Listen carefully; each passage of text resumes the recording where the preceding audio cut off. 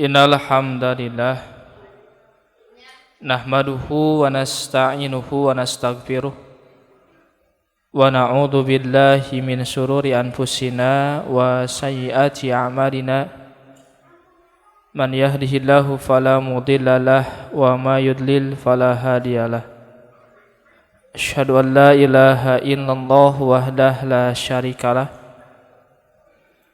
wa asyhadu anna Muhammadan abduhu wa rasuluh la nabiyya wa la rasula ba'dah amma ba'd.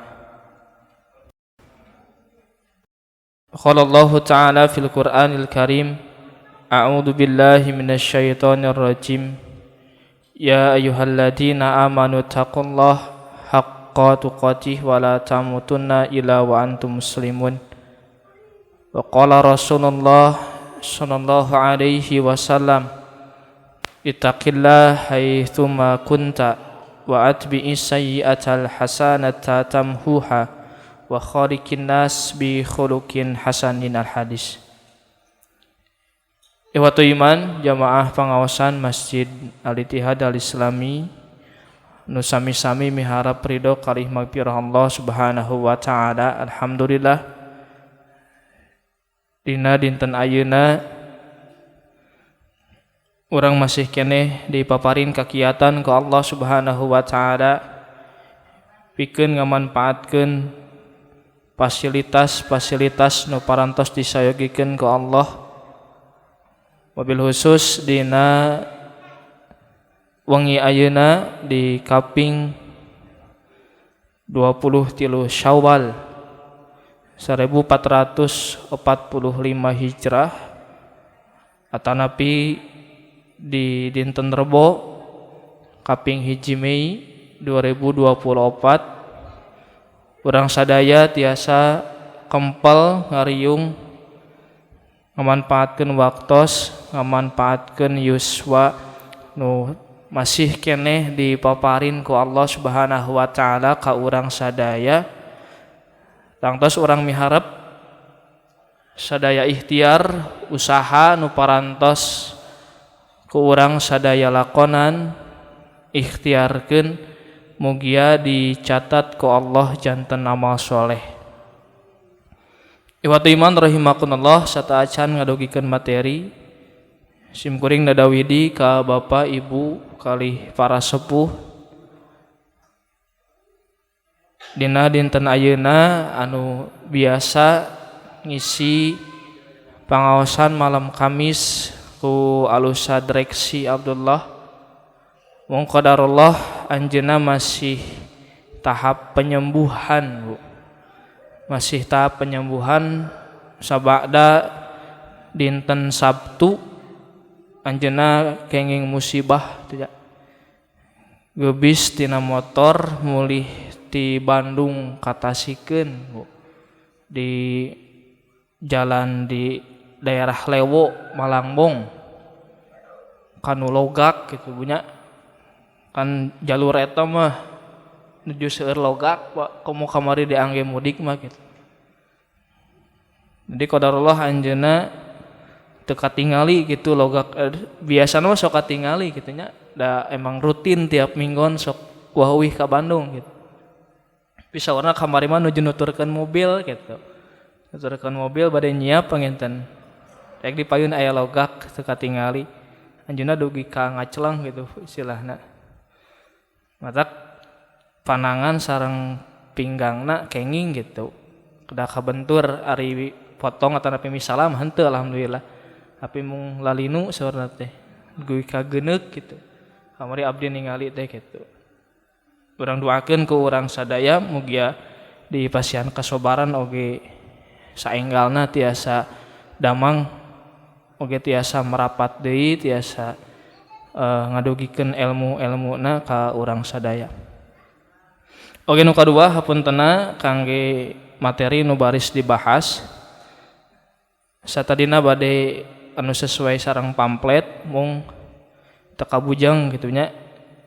Janten kangge materi dina wengi ayeuna mumpung masih di bulan Syawal masih suasana Syawal urang cobi aos salah sawios materi anu berkaitan sareng suksesna urang dina ngalakonan Ramadan kamari teh kumaha sih ciri-cirina nya. Sakumaha urang uninga dina sasi kamari urang tos parantos ngalaksanakeun saum Ramadan. Sadaya ibadah, sadaya fasilitas ibadah nu Allah Subhanahu wa taala sayogikeun, urang ngaikhtiarkeun, urang ngusahakeun mudah-mudahan kamari amal ibadah urang sadaya nu parantos dilakonan mugia ditampi banyak ku Allah Subhanahu wa taala janten amalan mutaqabbalan gitu. Matak di akhir Ramadan tanapi di awal Idul Fitri biasa upami nuju Idul Fitri biasana sok ngucapkeun naon Pak taqabbalallahu minna wa minkum gitu. Da eta harepanana teh amal ibadah urang nu salami dilakonan dina sasi Ramadan ya mudah-mudahan katampi nya. Ngadoakeun amal urang, ngadoakeun amal wargi-wargi urang supados sami-sami katampi ku Allah Subhanahu wa taala. Nah maka ihwatu iman rahimakumullah, sakumaha ku urang uninga Bapak Ibu bahwa bagi pribadi muslim yang sukses dengan bulan Ramadannya, Allah Subhanahu wa taala telah menjanjikan hadiah atau reward balasan berupa gufron atau magfirah. Maka dari sini dapat kita pahami mengapa pedoman kegiatan ibadah di bulan Ramadan selalu diakhiri dengan ungkapan diampuni baginya dosa-dosa masa lalu. Atau bahasa Arabnya gufira lahu ma taqaddama min danbi. Jantan engke aya hadis-hadis anu ngeunaan ibadah-ibadah seputar Ramadan, Pak. Dikawit saumna, hadis tentang saumna, oge hadis tentang tarawihna, oge hadis tentang ibadah di malam Lailatul Qadarna. Nabi sallallahu alaihi wasallam di ujung-ujung hadisna ngagunakeun redaksi anu sami. Mangrupikeun janji gupiro lahu ma taqaddama min danbi gitu Pak. Ieu contohna misalna hadis anu kaitana sareng ibadah saum dina riwayat Imam Al-Bukhari, man shoma ramadhana imanan wahtisaban gupiro lahu ma taqaddama min danbi. Barang siapa yang saum Ramadan imanan atas dasar iman wahtisaban oge atas dasar ihtisab tanapi miharep pahala gufiro lahu ma taqaddama min danbi maka ia akan diampuni dosanya yang telah lalu. Tingali hadis ibadah tarawihna, hadis ibadah Lailatul Qadarna, Nabi sallallahu alaihi wasallam ngagunakeun redaksi anu sami, ujungna teh gitu. Tarawihna man qoma Ramadan imanan wahtisaban gupiro sami. Man qoma Lailatul Qadri imanan wahtisaban gupiro. Janten sadaya ibadah, Pak. Sadaya ibadah dina Ramadan khususna masalah saum tarawih sareng ibadah Lailatul Qadar, Nabi sallallahu alaihi wasallam ngajanjikeun pahala anu sami, ngajanjikeun ganjaran anu sami jalmi-jalmi anu sukses ngajalankeun ibadah Ramadan atas dasar iman sareng ihtisab, maka sadaya pahalana saur Nabi gufiro lahu ma taqaddama min danbi, baris dihapunten dosa-dosa anu kapengker gitu. Jantan ieu tilu hadis ngagambarkeun yen ciri jalmi anu sukses dina ibadah Ramadan mah salah sawiosna naon kenging magpiro, kenging gupiro lahu ma taqaddama min danbi. Maka sebalikna Bapak Ibu, percuma urang ngajalankeun ibadah dina sasi Ramadan lamun teu kenging magpiro nya rugi teh. Matak dinu hadis anu sanes mah Nabi sallallahu alaihi wasallam kan ngaaminkeun doa malaikat Jibril, Pak. Geuning kapungkur aya hadis Nabi sallallahu alaihi wasallam nu ngagambarkeun nalika Nabi sallallahu alaihi wasallam bade khutbah di payunan sahabat dina mimbar, kan mimbar kapungkur mimbar Rasul mah aya tanggana, Pak. Dinu tangga kahiji Nabi sallallahu alaihi wasallam jol ngucapkeun amin gitu pas naik tangga anu kahiji teh. Naik tangga anu kadua sami ngucapkeun amin. Oge naik tangga anu katilu Nabi sallallahu alaihi wasallam ngucapkeun amin oge. Maka saparantos sering saya khutbah ditaros ku para sahabat. Naon Rasul bet nyumpecapkeun amin kitu tiap naik tangga teh. Sawar Nabi teh, setiap kali aku naik tangga maka malaikat Jibril berdoa kepadaku. Maka salah satu doanya itu di tangga yang pertama, misalnya di dalam riwayat Imam An-Nasa'i kalau tidak salah. Ketika aku naik mimbar, naik tangga di mimbar yang pertama, ternyata malaikat Jibril berdoa, rogima an purojulin. Ida adroka Ramadan summan salaho falam yugfar lahu. Rogimaan pun cilaka hidung seseorang gitu. Tikus ruk hidung seseorang ida adroka Ramadan lamun jalmi eta terus-terusan kenging kesempatan hirup dina Ramadan suman salaho tapi Ramadan teh beres palam yugfar lahu tapi magfirah ti Allah tidak didapatkan. Kata Nabi, amin sing cilaka jalan kitu. Yan ieu ngabuktikeun Bapak Ibu, salah sawios anugerah terbesar, hadiah terbesar, ganjaran anu paling utama kangge jalmi anu sukses dina ibadah Ramadan mah nyaeta naon? Ieu gupiro lahu ma taqaddama min danbih ta aya nu sanes. Nah maka kumaha cara kerja gupiro teh? Naon keistimewaan gupiro lahu ma taqaddama min danbih teh? Ternyata dinu hadis anu sanes gambaran efek pengampunan dosa dijelaskan oleh Nabi melalui perbandingan dengan seorang bayi yang baru dilahirkan oleh ibunya. Berarti orang yang dapat gupiro lahu ma taqaddama min danbih mah saur Nabi sallallahu alaihi wasallam lir ibarat bayi anu nembe lahir ka alam dunia. Sepertos dina hadis ieu dina riwayat Imam Ahmad. Saur Nabi sallallahu alaihi wasallam, paman somahu imanan wahtisaban kharaja minadz-dzunub ka yaumi waladathu ummuhu. Jadi barang siapa yang saum pada bulan itu karena iman dan mengharap pahala, maka ia akan keluar atau terbebas dari dosa-dosanya seperti hari ia dilahirkan oleh ibunya.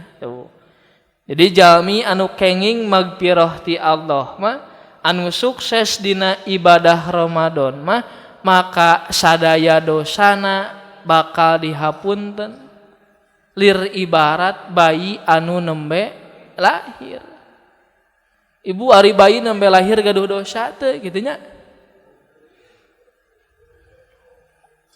Aya sepuhna tukang maksiat gitu. Hek ngalahirkeun seorang bayi, kan bayina mah teu gaduh dosa. Tidak ada dosa yang diwarisi gitu. Sok sanaos sepuhna ahli maksiat gitu. Kan saur Nabi dinu hadis nu sanes kullu mauludin yuladu alal fitrah. Jadi setiap bayi yang lahir Nabi tidak menyebutkan dari rahim siapa lahirnya. Pokoknya dari rahim siapapun kullu mauludin yuladu ketika bayi itu lahir alal fitrah dalam keadaan fitrah dalam keadaan suci tidak punya dosa sama sekali gitu. Jadi taya istilahna anak haram jadah punya bapak jeung indungna gitu, nu haram jadah mah gitu. Budakna mah teu gaduh dosa naon gitu. Sok sanaos ahli maksiat. Sok sanaos indungna tukang lacur, bapakna tukang judi, Pak. Kan paket komplit namanya pasangan serasi gitu. Pasangan serasi Bu. Tiga Abu Abu Lahab punya sareng istrina kan. Ahli maksiat tuh gitu. Nah, anaknya tidak kebagian dosa. Nah, itu Bapak Ibu gambaran 3 hadis yang pertama tadi ketika Nabi menyebutkan orang yang saum, orang yang tarawih, orang yang ibadah Lailatul Qadarnya imanan wahtisaban, gupiro lahu ma taqaddama min dami. Kemudian dijelaskan oleh Nabi sendiri di hadis yang lain, gambaran gupiro itu khoroja minadunub. Gambaran gupiro itu kayaumi waladathu ummuhu, tidak punya dosa seperti bayi yang baru lahir. Nah, maka perlu kiranya kita untuk mengetahui arti dari magfirah menurut para ulama seperti apa. Terkadang di kita, Bapak Ibu, sekali lagi saya mengingatkan ya, bahwa biasanya ragam bahasa yang ada di dalam bahasa Arab itu banyak. Tetapi ketika diartikan ke bahasa kita, biasanya mempunyai hanya satu arti saja. Seperti lapad-lapad kebaikan yang ada di bahasa Arab gitu. Ketika diterjemahkan ke bahasa orang, terkadang artinya cuma satu, kebaikan. Hapungkur pernah dijelaskan gitunya antawis khair sareng ma'ruf gitu. Ketika diartikan ke bahasa kita artinya apa, Pak? Khair, ma'ruf, kan sami-sami kasayan gitunya. Nah, padahal kalau dilihat lebih jauh lagi gitu, secara makna hakikinya, tentu ketika Allah menyimpan kosakata di dalam Al-Quran atau Nabi menyebutkan di dalam hadisnya, itu pasti mempunyai maksud dan juga tujuan tertentu. Antara khair, ma'ruf, ihsan, birrun itu sok sanaos diartikan ku bahasa urang makasayan. Padahal secara hakikat itu mempunyai titik tekan yang berbeda-beda. Ringkasna mah ari khair mah kebaikan yang hanya dipahami oleh agama gitu. Diakui oleh agama tapi belum tentu kebaikan ini diterima oleh akal. Terkadang kebaikan yang sifatnya khair ini bertentangan dengan adat kebiasaan, bertentangan dengan akal manusia gitu. Tapi ma'ruf mah badeku akal, badeku agama, pasti ditampi kasayan anu mangrupikeun ma'ruf mah gitu. Kan seueur Pak Ibunya, seueur ragam bahasa Arab anu seueur lafadna dinu bahasa Arab tapi diterjemahkeun ka urang mah mung saarti hungkul. Jika kecap manusia teh apanya? Tok dinu bahasa Arab jalmi aya sabaraha lapad, Pak. Aya nu disebat insan apanya?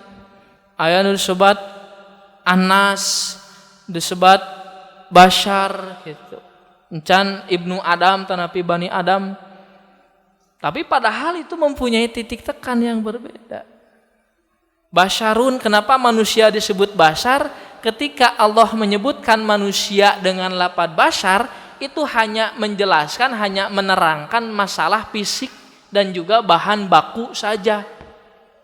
Tidak ada keutamaan ataupun kehinaan pada manusia itu, karena baru dibicarakan masalah fisiknya saja gitu, Pak. Nah geuning Pak, dina masalah fisik makan orang teu diciptakeun dina naon, Pak? Dina taneuh teh apanya? Jadi orang teh sadulur jeung naon, Pak? Jeung cowet jeung genteng teh apa? Nya ada sami-sami naon? Sami-sami diciptakeun tina taneuh.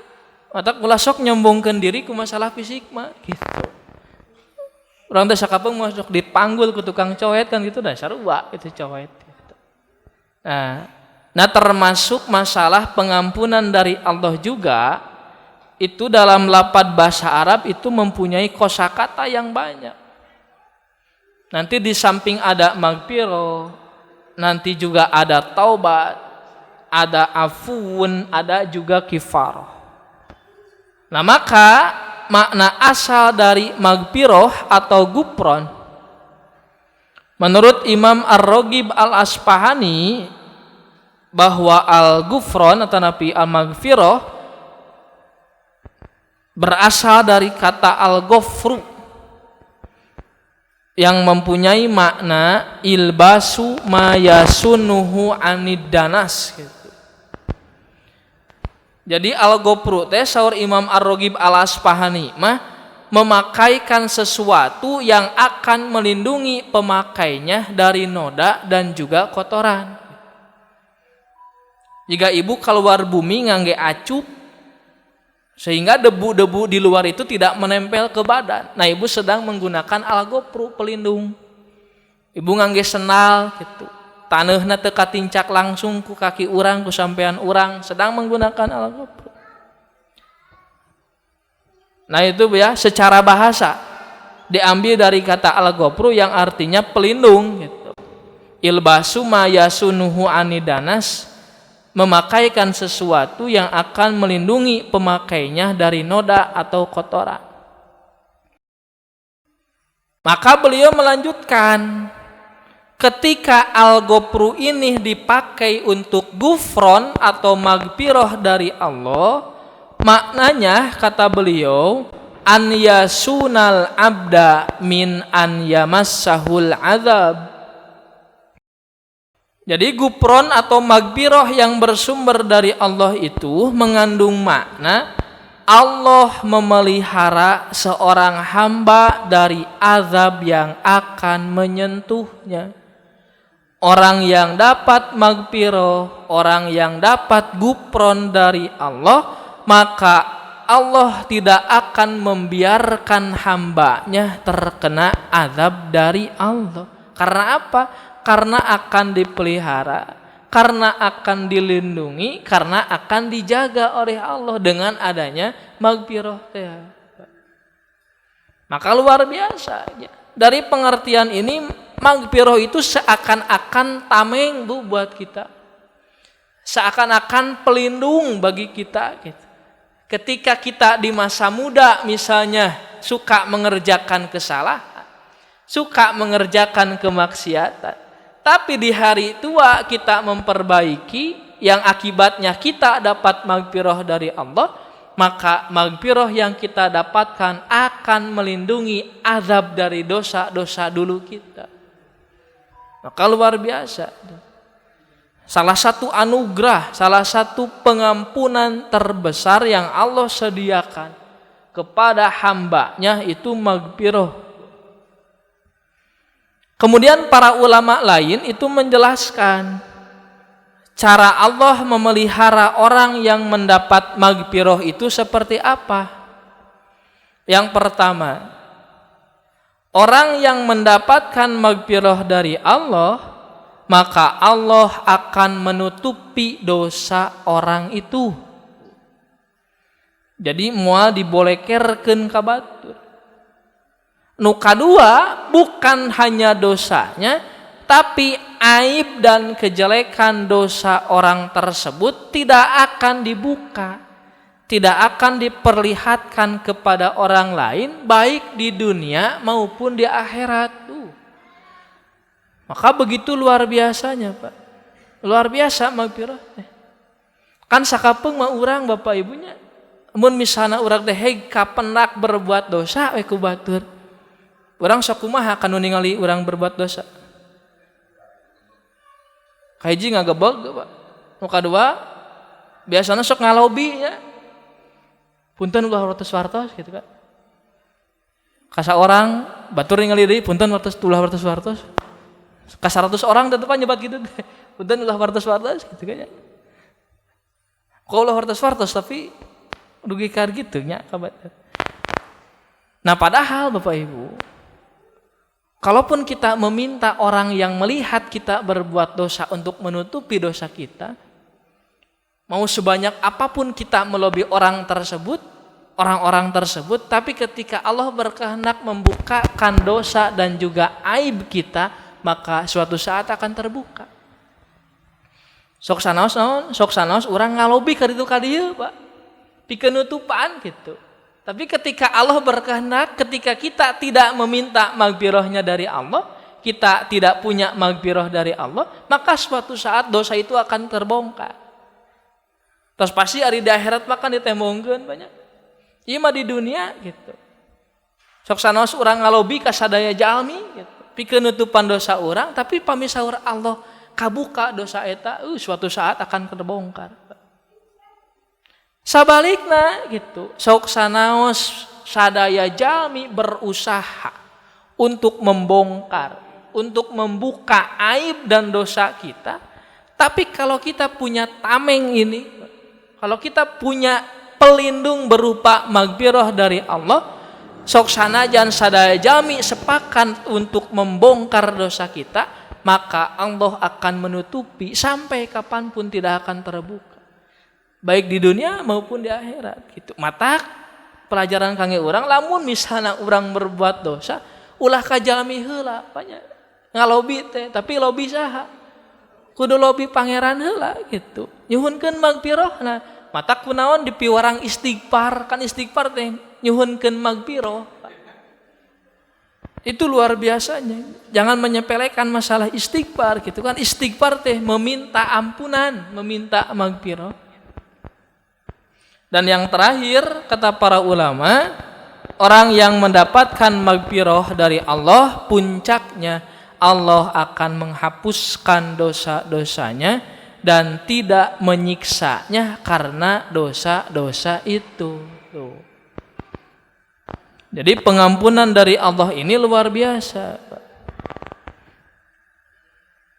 tanpa diminta gitu. Hanya kita menjalankan amalan soleh yang berbuah magfirah, maka otomatis dosa kita terhapus. Nah, beda halnya Bapak Ibu dengan konsep pengampunan yang lain selain magfirah. Misalnya konsep pengampunan yang berupa kiparoh, Pak. Sok sanaos sami-sami pengampunan, penghapusan dosa, tapi kan ari kiparoh mah kita kedah naon heula. Kedah ngajalankeun hukuman heula kan gitunya. Karena ada dosa-dosa tertentu di dalam Islam yang tidak otomatis langsung terhapuskan dosanya, tapi harus menjalankan kiparoh heula. Jika nu ngabunuh, Pak, anu maling gitu, karena ya kiparohna gitu. Sampai kapanpun kalau tidak berniat untuk menghapuskan atau menjalankan kiparohnya, sampai kapanpun tidak akan terhapuskan, Pak. Menurut ayat-ayat Al-Qur'annya seperti itu. Akan terbawa sampai nanti di akhirat kalau tidak ada niat gitu untuk menjalankan kiparoh. Mun aya niat mah hek teh ka bujang, misalnya teh ka bujang maut insyaallah itu. Tapi mun teu aya niat sama sekali cuek kitu ngajalankeun dosa eta teh sabodo teuing kitu nya. Maka sampai kapanpun dosanya akan ada gitu. Nah, kurang lebih Bapak Ibu seperti itu ya. Jadi ciri orang yang sukses ibadah Ramadan itu salah satunya adalah mendapatkan magfirah dari Allah yang efeknya magfirah itu akan menghapuskan dosa-dosanya dan tidak menyiksanya karena dosa itu. Maka wajar ketika tadi di dalam hadis itu Nabi SAW mengaminkan doa malaikat Jibril, cilaka pamijami setiap tahun dipasihan kesempatan ibadah Ramadan, tapi Ramadan beres magfirah teu acan kenging gitu. Maka rogimaan pun cilaka jalmi nu kitu teh. Karena apa? Karena seharusnya Ramadan itu dijadikan sebagai wasilah dapat magfirah dari Allah. Nah, ikhwatu iman rahimakumullah, kita lihat di dalam ayat-ayat Al-Qur'an siapa saja atau sifat-sifat orang yang mendapatkan magfirah dari Allah itu seperti apa. Kalau kita lihat di dalam ayat-ayat Al-Qur'an, ada di dalam surat Ali Imran dari mulai ayat 134 sampai nanti 136, di sana Allah Subhanahu wa taala menjelaskan siapa saja yang mendapatkan magfirah dari Allah. Yang pertama, orang yang mendapatkan magfirah dari Allah cirinya adalah bersedekah dalam semua keadaan atau berinfak. Ini sesuai dengan Quran surat Ali Imran di ayat 134. Allah Subhanahu wa taala berfirman, alladzina yunfiquna fis-sarra'i wad-dharra, yaitu orang-orang yang menginfakkan atau menafkahkan hartanya baik di waktu lapang maupun di waktu sempit. Jadi menurut ayat ini, orang-orang yang mendapatkan maghfirah dari Allah dalam hal sedekah, dalam hal infak tidak melihat keadaan. Kapanpun, dimanapun, bagaimanapun kondisinya, dia bakal berikhtiar mengusahakan diri tetap berinfak di jalan Allah. Bahkan lebih jauh dari itu, ternyata Imam Ibnu Katsir mengatakan, melalui ayat ini orang yang mendapatkan maghfirah dari Allah itu konsisten dalam masalah semua kebaikan, Pak. Bukan hanya masalah infak saja, ternyata kata Imam Ibnu Katsir, tidak terjebak dengan musim, Pak. Kan sakabang mah urang dina berbuat kebaikan teh sok usum-usuman keneh banyak. Duka di dia mah gitu. Ieu mah di Tawang gitu Pak, di lembur simkuring gitu. Ada Ramadan makan wah luar biasa gitu ya. Pengawasan pinuh banyak. Salat berjamaah pinuh gitu. Tapi beres Ramadan malagaan gitu kan masjidnya gitu. Itu kan berarti terkena musim, Pak. Hanya mengandalkan Ramadan saja dia beramal soleh gitu. Padahal para ulama sudah mengingatkan gitu ya. Kun robanian wala takun ramadanian, kenapa gitu. Jadilah kamu hamba Allah yang robani, jangan kamu menjadi hamba Ramadan gitu. Hari hamba Ramadan mah seperti apa? Yang dia berbuat amal solehnya itu pada bulan Ramadan unggul. Kan ari hamba robani mah hamba Allah anu sejati mah bade Ramadan, bade sasi-sasi anu sanes konsisten gitu, Pak.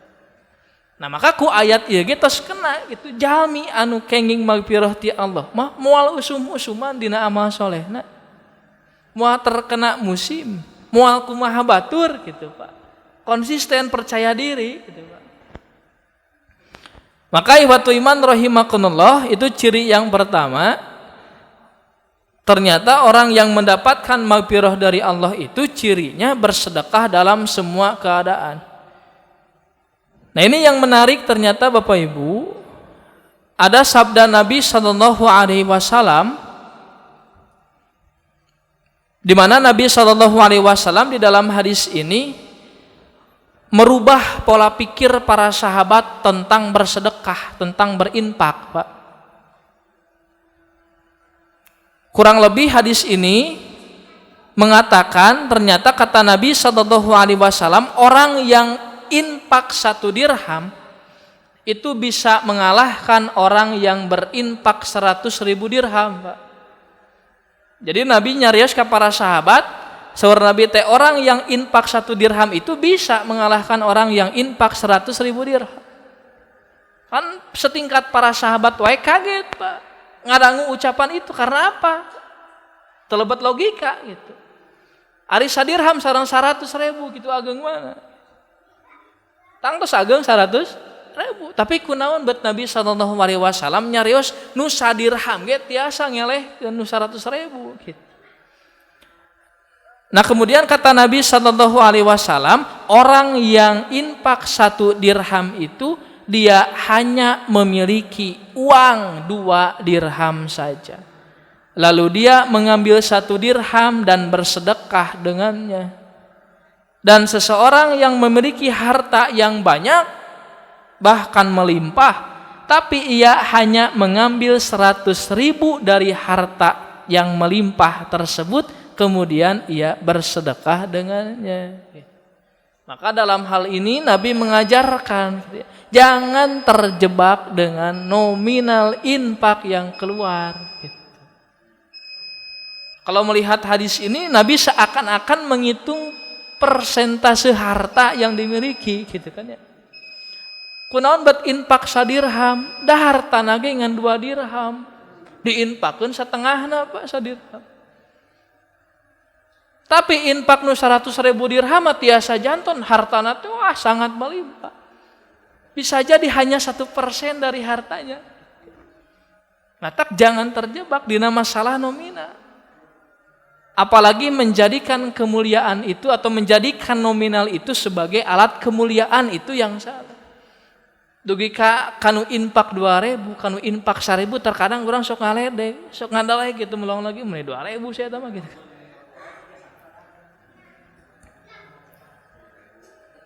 Dugi ka serab kanu infak 100.000, 200.000 tuh. Dugi ka sungkem sakabang mapanya kanu loba duit nanti. Tapi kanu kirang artos mah kadang orang sok kirang hormat gitunya. Padahal nominal itu tidak bisa dijadikan kemuliaan. Dan pernah apanya dicarioskeun gitu nominal artos beki dia, beki awis, beki mirah, Pak. Uang semakin hari semakin mahal, semakin murah. Kan kabungkur buktosna gaduh 10.000 banyak. Canak ngabuburit gitu kenging sabaraha bala-bala banyak. Tahun 80-an gitu. Wah, meureun kenging sakeresek ageng, Pak. Tapi zaman kiwari mah 10.000 kenging bala-bala sabaraha? Hitungan 10 gitu. 5 siki di dia. Oh, berarti uang itu sebetulnya tidak ada harganya. Enggak. Ya, karena semakin hari semakin menyusut, itu semakin murah. Terus ada orang yang menjadikan uang itu sebagai alat kemuliaan gitu. Ningali mulia henteu jalmi teh ku uang gitu. Sangat disayangkan, sangat salah sekali, Pak. Nah, dalam hadis ini Nabi SAW mengajarkan dalam hal infak itu jangan sekali-kali mengandalkan nominal. Jangan merasa mulia ketika kita berinfak dengan nominal yang besar. Jangan merasa hina ketika berinfak dengan nominal yang kecil gitu. Itu ciri yang pertama. Maka ciri yang kedua di lafaz selanjutnya masih di Ali Imran 134. Orang yang mendapatkan maghfirah dari Allah itu mampu menahan amarah dengan bahasa wal kadhiminal ghaidha. Itu orang-orang yang mampu menahan amarahnya. Nah, jelas sabda Nabi SAW bahwa orang yang kuat, orang yang berani bukan orang yang jago bergulat, bukan orang yang pandai bertinju gitu, bukan orang yang gampang hampang leungeun gitunya. Tapi sahur Nabi SAW, laisa syadid bisur'ah, innama sadid alladzi yamliku nafsahu indal ghadab. Orang yang kuat bukanlah yang berani bertindak pada manusia hingga bikin orang lain takut, bukan. Tapi yang kuat menurut Nabi adalah orang yang mampu mengendalikan emosinya, mengendalikan marahnya. Bahkan di dalam hadis yang lain, Nabi SAW menjanjikan keutamaan orang-orang yang mampu menahan amarah, padahal dia mampu melampiaskan, Pak.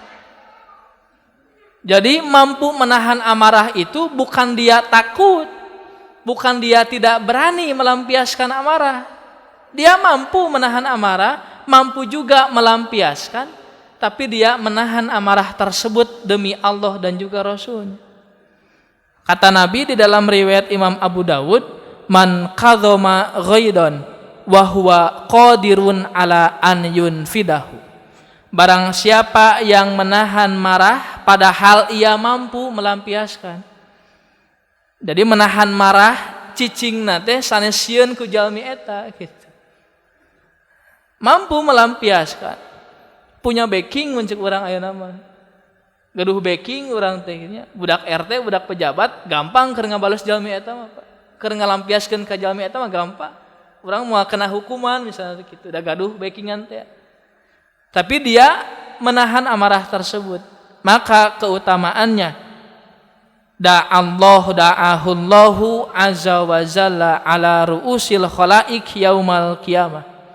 Allah akan memanggil di hadapan semua makhluk pada hari kiamat hatta yukhayyirahullahu minal huril imasya'a, sampai Allah menyuruhnya memilih bidadari sesuai yang ia inginkan. Jadi bagi orang yang menahan amarah padahal dia mampu, di samping akan dimuliakan di hadapan semua makhluk, ternyata dia juga disuruh untuk memilih bidadari sesuai keinginannya. Sok pilih bade nu mana bidadarina artinya. Nah, itu yang kedua. Yang ketiga, bukan hanya menahan amarahnya, ternyata di dalam ayat tersebut juga dijelaskan bahkan harus sampai memaafkan dengan bahasa wal afina aninas. Karena apa? Karena ada keutamaan yang disampaikan oleh Nabi melalui sabdanya riwayat Imam Muslim. Kata Nabi, mazadallahu abdan bi afwin illa izzan. Allah tidak menambah bagi seorang hamba yang memaafkan kecuali kemuliaan. Mulia, Pak. Jaminu nahan amarah, dugi ka tiasa ngahampura. Jembar hate, Pak, gampang ngahampura gitunya. Karena apa? Karena solusi terbaik, Pak. Karena kalau terus we digugunya ke urang teh, amarah teh teu dihampura moal akur, Pak. Komo jamaah sama masjid banyak, aya nu berselisih gitu, duanana pakayang-kayang, paambung-embung ngahampura teh. Wah, rusak, Pak, dunia persilatan gitu mah.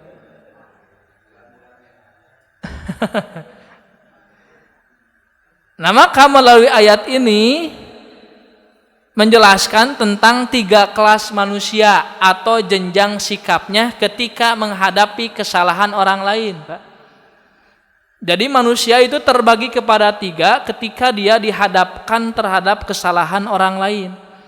Pertama, ada orang yang mampu menahan amarah dengan bahasa al-kadhimin. Al-kadhimin itu mengandung makna penuh dan menutup dengan rapat kadhimin. Seperti wadah air yang penuh lalu ditutup rapat agar tidak tumpah. Ini mengisyaratkan bahwa seseorang harus menahan amarah agar tidak tumpah sedikit pun amarahnya. Itu situasi pertama itu ya, mampu menahan amarah hungkul. Nah, situasi yang kedua, ada orang yang mampu memaafkan dengan bahasa al-afin, bukan hanya menahan amarah, tapi dia juga mampu memaafkan. Seorang yang memaafkan orang lain adalah orang yang menghapus bekas luka hatinya akibat kesalahan yang dilakukan orang lain terhadapnya. Kalau pada tingkatan pertama yang bersangkutan hanya memaafkan, maka pada tahap ini yang bersangkutan menghapus bekas-bekas luka itu seakan tak pernah ada, beres masalah. Jadi mau membekas itu luka nanti.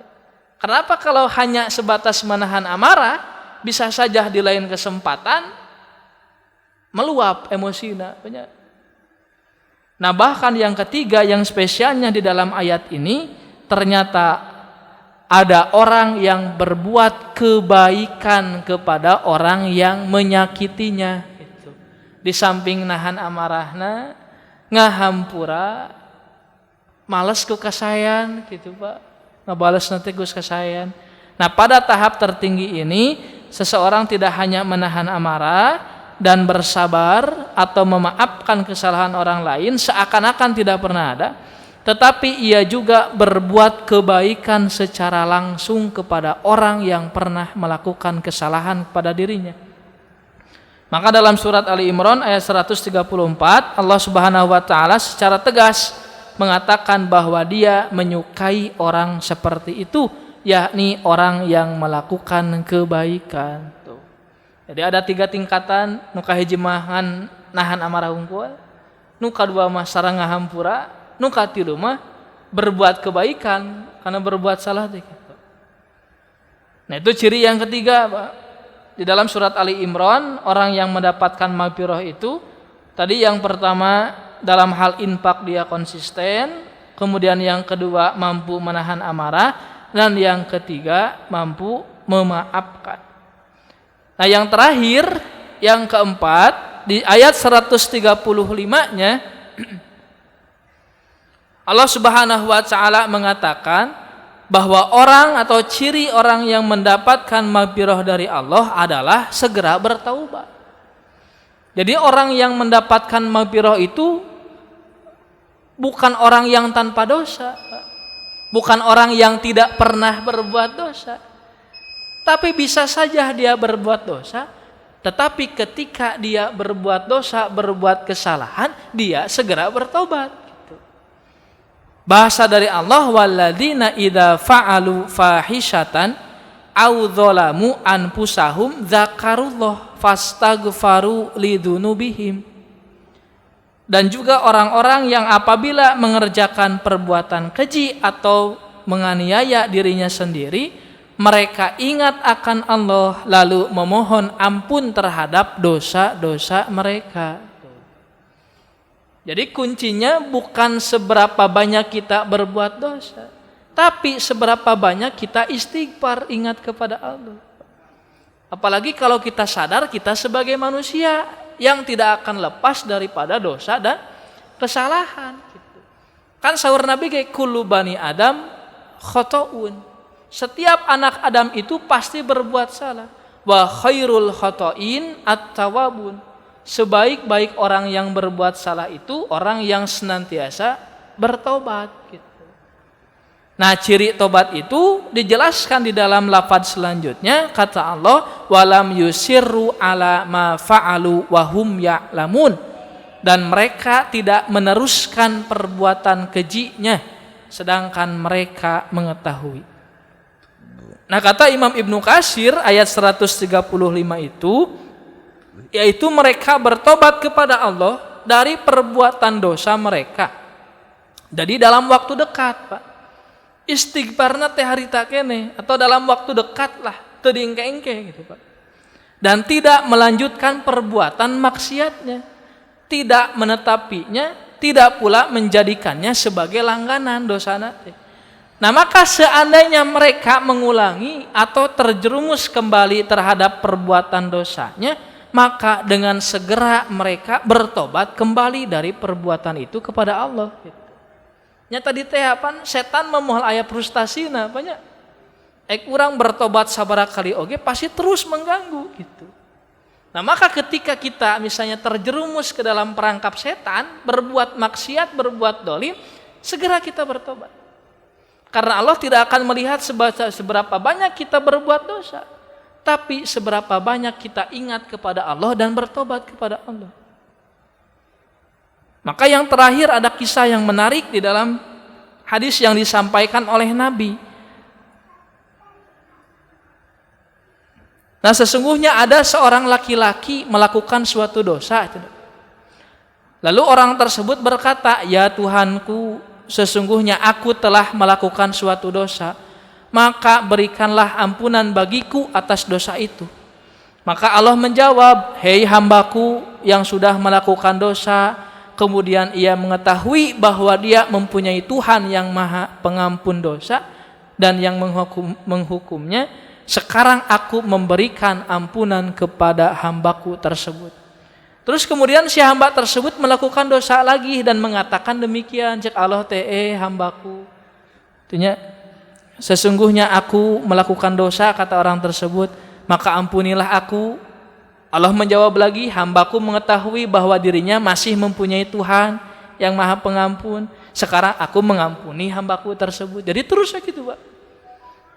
Jadi di dalam hadis ini ternyata Allah Subhanahu wa taala terus saja mengampuni dosa orang ini. Berbuat dosa, kemudian istighfar, tobat, terjerumus deui, masih ingat lagi kepada Allah, Allah mengampuni lagi. Terus saja gitu. Maka betapa murahnya, maha pemurahnya Allah Subhanahu wa taala kepada hambanya. Sekali lagi, tidak melihat seberapa banyak hamba tersebut berbuat dosa, tapi seberapa banyak dia ingat dan juga istighfar kepada Allah. Maka itu sudah termasuk kepada orang yang mendapatkan maghfirah dari Allah. Nah, bukti sifat-sifat tersebut mendapatkan maghfirah dari Allah ditutup oleh surat Ali Imran 136 dengan bahasa ulaika jazaohum maghfiratum mir rabbihim. Jadi mereka itu, mereka yang tadi, yang keempat ciri tadi, kata Allah, mereka itu balasannya ialah ampunan dari Tuhan mereka. Nah, maka ikhwatu iman rahimakumullah, melihat ciri-ciri yang tadi, mudah-mudahan dengan Ramadan yang kita jalankan selama sebulan kemarin, kita bisa meneruskan kebaikan-kebaikan tersebut. Juga kita mesti atau harus memelihara sifat-sifat yang sudah disebutkan oleh Allah. Demi apa? Demi mendapat atau menjaga maghfirah dari Allah. Mudah-mudahan Allah Subhanahu wa taala senantiasa memberikan keistiqomahan kepada kita untuk senantiasa menjalankan setiap perintahnya dan menjauhi setiap larangannya. Juga mudah-mudahan Allah senantiasa mengampuni dosa dan juga kesalahan setiap kita terjerumus atau berbuat salah kepada Allah. Demikian yang bisa disampaikan. Mohon maaf atas segala kekurangan dan juga kehilapan. Sekali lagi mohon doanya untuk kesembuhan Ustadz Reksi Abdullah yang mengalami musibah. Mudah-mudahan di pekan depan Rabu yang akan datang bisa kembali menemani kita semua. Aqulu qouli hada wastaghfirullah li wa lakum. Rabbana atina fid dunya hasanah wa fil akhirati hasanah wa qina adzabannar. Assalamualaikum warahmatullahi wabarakatuh.